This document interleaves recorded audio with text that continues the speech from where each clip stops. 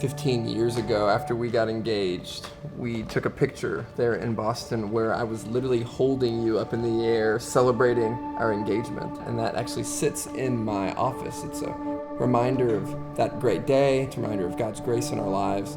We later got married, went on our honeymoon, and we were kind of white-knuckling the handles of a raft in Costa Rica. It was a great trip. We had no idea that several years later after marriage, I would develop a disability. We had our 10th anniversary trip. I was sitting in a raft at a water park and I couldn't get up. I was stuck. And Gloria tried to lift me up and you couldn't do it, a little heavier. And a kind stranger finally saw your plight and came over and assisted you in lifting up my disabled body from the inner tube. He wasn't sure why you were struggling to float down a lazy river. I mean, you think I'd be able to do it. I was stuck, and really that kind of symbolized kind of the trials and the life that we have kind of dealt with over the past 10 years or so. When Dave came home from seminary class and he said that his pinky finger was buzzing, I thought that was kind of funny. Whose finger buzzes from the inside? But the buzzing feeling and the pain kept spreading all the way up one arm, and then pretty soon it was all the way up another arm too. And all the while, I'm growing, pregnant with our first baby.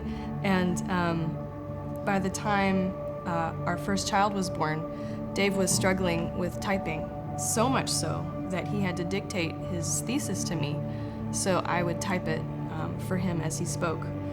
So when our first child was born, he was able to hold her for a couple months. Barely at all, right? Just for the very beginning. On your lap, just like this. But then she got bigger than about 8 pounds, and then all of it was me. Doctors have described what Dave has as reflex sympathetic nerve dystrophy, where he has chronic pain, signals from his nerves in his arms fired up to his brain. So it feels like his arms are on fire, when indeed there is no fire. It results in great atrophy in his arms and weakness in his hands and fingers. So I can't shake hands. Shaking hands. Can't write. Brushing your teeth pretty hard, that's hard to do. So we just have to be aware of where's Dave, what kind of things will he need. You have to anticipate. We always have to anticipate what Dave's going to need to do. I didn't envision that when I pictured myself becoming a mother or our ministry when we started. I didn't picture this as a major component in our ministry. Well, then my health just got worse and worse, and so I had a number of 4 major surgeries, had about 12 procedures on my spine. We tried everything. There's some nights where I would pace up and down our bedroom, sometimes all night long, just wanting to die, wanting to lose my arms, just depressed and almost out of my mind. And I remember just feeling like I was there all alone, and that you were awake there in bed, and I remember you saying that it was just like you were pacing up and down in your own heart during that time, feeling like, your husband is he going to make it? Are we going to make it? I remember at one point I took comfort in the fact that he couldn't open the door to get out of the house to leave us. So I wouldn't wander out in the desert there in Arabia. We had just moved to Arabia to do ministry, and we were going to change the world, and I couldn't even change my clothes without help. And it was just this downward spiral. We thought we were going to plant this church there in Dubai, and we couldn't even really get through a day without just God's grace just helping us. I remember I had a friend who she'd been out in that area for years, and she'd seen darkness. She'd seen discouragement, depression, and spiritual warfare, and she was of great encouragement to me. But truly the real miracle, not only the practical helps, was that God was persevering our faith at the same time. Yeah.